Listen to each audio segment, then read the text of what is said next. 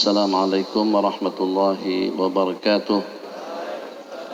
Alhamdulillahi rabbil alamin. Wa sallallahu sallama ala sayyidina Muhammad khatamil anbiya'i wa habibi rabbil alamin Abil Qasimin amin wa ala alihi wa sahbihi ajma'in. Subhanaka la ilma lana illa ma 'allamtana innaka antal alimul hakim. Wa la hawla wa la quwwata illa billahil aliyyil azim. Rabbana iftah bainana wa baina qaumina bil haqq wa anta khairul fatihin. Pasti dan pasti kalau kita perhatikan bersama, ada terdapat sejumlah sekian yang lebih tinggi, yang lebih berat, yang lebih kebal, yang lebih istimewa, yang lebih kuat, yang lebih berperan daripada manusia. Ada yang lebih berat dengan timbangannya seperti gunung dan besi. Ada yang lebih tinggi dengan ukurannya pun juga seperti dengan gunung dan juga dengan planet-planet yang ada di angkasa luar. Tidak terhitung banyaknya yang lebih kuat daripada manusia, yang lebih mampu daripada manusia, yang lebih perkasa daripada manusia. Namun tidak ada satu persatu pun yang mampu untuk berhadapan dengan manusia. Dikatakan seketika Allah menciptakan gunung, yang pada seketika itu semua makhluk Allah jadi kaget, begitu kerasnya dan begitu beratnya gunung. Tapi ternyata rupa-rupanya dengan gunung dapat dikalahkan oleh besi. Sekuat besi, yang dimana dengan keperluan kita dengan besi, baik itu dengan pembangunannya ataupun juga dengan transportasinya, dengan peralatan-peralatan yang kita perlukan dalam kehidupan kita sehari-hari, di waktu Allah ciptakan besi, semuanya kaget.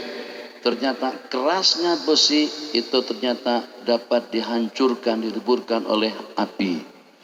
Sudahsyat api daripada sejumlah sekian makhluk ciptaan Allah Jalla Jalaluh, yang dengan taran-taran api mampu untuk melalap habis apa saja yang ada di dunia.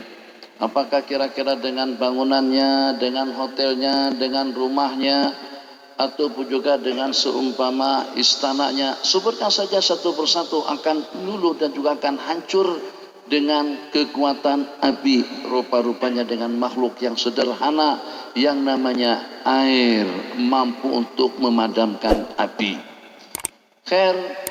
Dari beberapa kekuatan yang kita sebutkan tadi, yang pertama dengan kekuatan gunung yang terkalahkan dengan besi, kekuatan besi yang terkalahkan dengan api, kekuatan api yang terkalahkan dengan air. Ternyata dengan air habis kering dengan perantaraan angin yang paling lembut daripadanya. Lembut, tidak kelihatan, kita tidak dapat melihat yang namanya angin. Hebat-hebatnya angin, yang walaupun dengan kelembutannya ternyata kalah dengan yang namanya manusia. Jadi kita dah merupakan semulia-mulia makhluk Allah Jalla Jalaluh. Maka agar bagaimana dengan makhluk yang paling mulia, agar bagaimana dengan kemuliaan kita itu senantiasa utuh, kita yang mampu untuk memperalat dan juga menggunakan apa saja.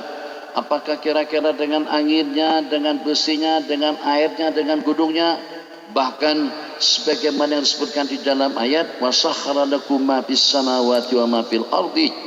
Allah telah menganugerahkan, telah menondokkan segala sesuatu yang ada di langit dan juga yang ada di atas permukaan bumi. Musakhkhar lana, Allah tondokkan untuk kepentingan manusia.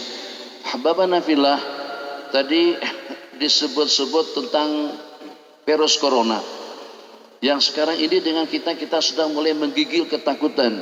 Bukan cuma hanya dengan kita, seluruh dunia, negara-negara maju, kecanggihan teknologi, peralatan-peralatan canggih, juga dengan persenjataan yang kuat, dengan armada-armada laut, ternyata tidak ada yang terkecuali negara-negara modern atau negara-negara modern, negara-negara maju. Apakah kira-kira dengan Cina-nya, apakah kira-kira dengan Jepangnya? Justru Cina pada urutan yang pertama. Apakah kira-kira dengan Eropanya, apakah kira-kira dengan Amerikanya? Tidak ada seorang pun yang tidak merasa risau dengan corona seakan-akan seperti dengan mati sudah berada di ambang pintu di depan mata kepala.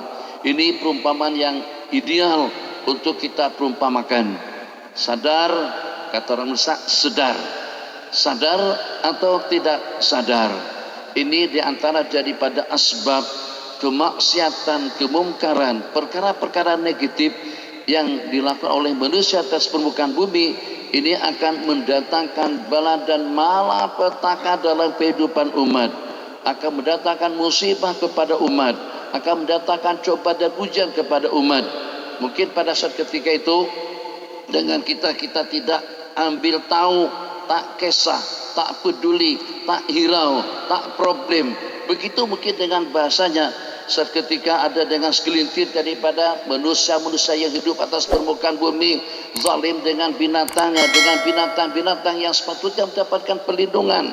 Misal seperti yang ulun ketahui di Malaysia itu daripada sejumlah sekian jenis binatang liar, dari sejumlah sekian jenis binatang liar, maka kira-kira dengan seumpama harimaunya, dengan gajahnya, dengan buayanya, bahkan daripada berbagai jenis burung dengan seumpama yang halal dimakan seperti landak sekalipun, seperti dengan rusa atau juga kijang, itu tidak boleh diusik, itu tidak boleh diganggu. Kadang-kadang dengan dundaannya daripada pemerintah itu sampai ratusan juta kepada orang yang menangkap seumpama harimau itu juga dengan gajahnya akan dikenakan denda kira-kira tidak kurang kalau dengan uang Indonesia dalam 350 juta rupiah.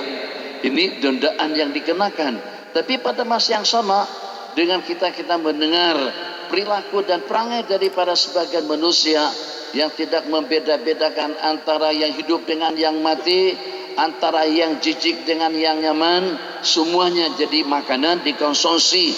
Tak kisah, kata orang Indonesia, tak kisah, tak peduli apakah dia katak, apakah dia monyet, apakah dia binatang, apakah dia buaya, apakah dia kura-kura, apakah dia ulat bulu, apakah dia kalak jengking, apakah dia ular, itu dikonsumsi dan juga dimakan sama mereka. Sama siapa? Sama orang-orang Cina.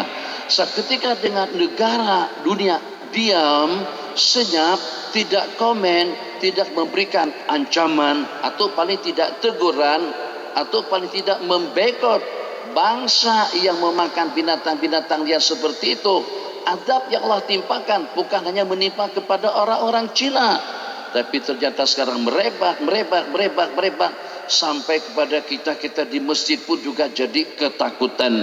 Yang pada itu dengan kita, kekuatan kita dengan Allah, keperkasaan kita dengan Allah, yang memberikan perlindungan kepada kita itu adalah Allah Jalla Jalaluh. Ternyata yang beriman dengan Allah, keyakinan secara mutlak dengan kekuatan Allah Jalla Jalaluh, asyhadu an la ilaha illallah wa asyhadu anna Muhammadar Rasulullah pun juga kita jadi ketakutan. Yang sehingga dengan kita untuk kita mengantisipasi diri daripada wabah corona itu dengan cara menguzlakan, mengasingkan diri daripada keramaian, suatu sikap yang bijak, suatu sikap yang baik, suatu sikap yang betul. Tapi tidaklah juga sampai kepada tahap yang dengan kita menutup rumah-rumah ibadah. Ada 1001 cara untuk kita mengantisipasi diri kita agar kita selamat di rumah Allah Jalla Jalaluh.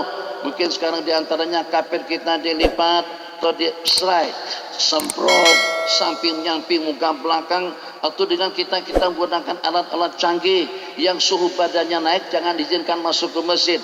Kita tunggu di pintu-pintu depan. Yang penting salat jamaah, salat Jumat jangan kita tinggalkan. Jadi masih ada cara. Seperti pada waktu kita datang dari satu negara sampai ke airport, maka dengan kita ada sebelum emigrasi, kepala kita akan ditembak begitu untuk tahu suhu badan kita, nanti ditanyakan tentang keluhan kita. Jadi di pintu-pintu gerbang masuk kita buat cara yang seperti itu.